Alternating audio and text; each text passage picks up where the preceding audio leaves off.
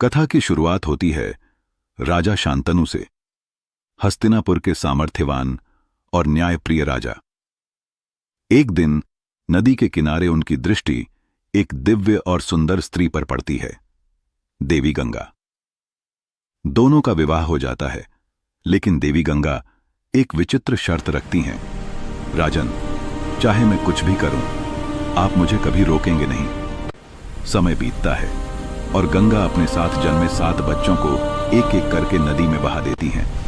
राजा शांतनु का हृदय टूट जाता है, पर वे शर्त के कारण चुप रहते हैं। जब 8वां बच्चा जन्म लेता है, शांतनु स्वयं को रोक नहीं पाते और गंगा को रोक लेते हैं। तभी देवी गंगा सच्चाई बताती हैं। ये सभी बच्चे वास्तव में देवताओं के अवतार थे।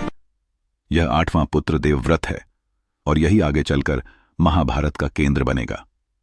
यही देवव्रत आगे चलकर भीष्म कहलाते हैं, जिन्हें इच्छा मृत्यु का वरदान प्राप्त था। इसके बाद कथा में आती है सत्यवती की कहानी। राजा शांतनु उनसे विवाह करना चाहते थे, पर सत्यवती के पिता ने शर्त रखी, आपके बाद केवल सत्यवती के पुत्र ही राजा बनेंगे।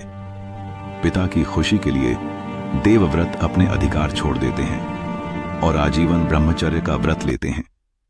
इस हस्तिनापुर का वंश आगे बढ़ता है। अचानक राजकुमार चित्रांगद और विचित्र वीर्य दोनों का निधन हो जाता है। वंश रुक जाता है। तब सत्यवती ने पहले जन्मे पुत्र ऋषि वेद व्यास को बुलाती हैं और नियोग के माध्यम से उन्हीं से 3 पुत्र जन्म लेते हैं। धृतराष्ट्र पांडु विदुर कथा का महत्वपूर्ण भाग शुरू होता है, जब पांडु को श्राप लग जाता है कि वे कभी संतान उत्पन्न नहीं कर सकेंगे। तब कुंती अपना दिव्य मंत्र प्रयोग करती हैं और देवताओं से पुत्र प्राप्त करती हैं। धर्मराज से युधिष्ठिर, वायुदेव से भीम, इंद्र से अर्जुन और माद्री को अश्विनी कुमारों से प्राप्त होते हैं, नकुल सहदेव। दूसरी ओर धृतराष्ट्र और गांधारी के घर जन्म लेते हैं 100 कौरव, जिनका प्रमुख है दुर्योधन। आदि पर्व बताता है कि कैसे एक ही राजवंश के ये 2 समूह, पांडव और कौरव, धीरे धीरे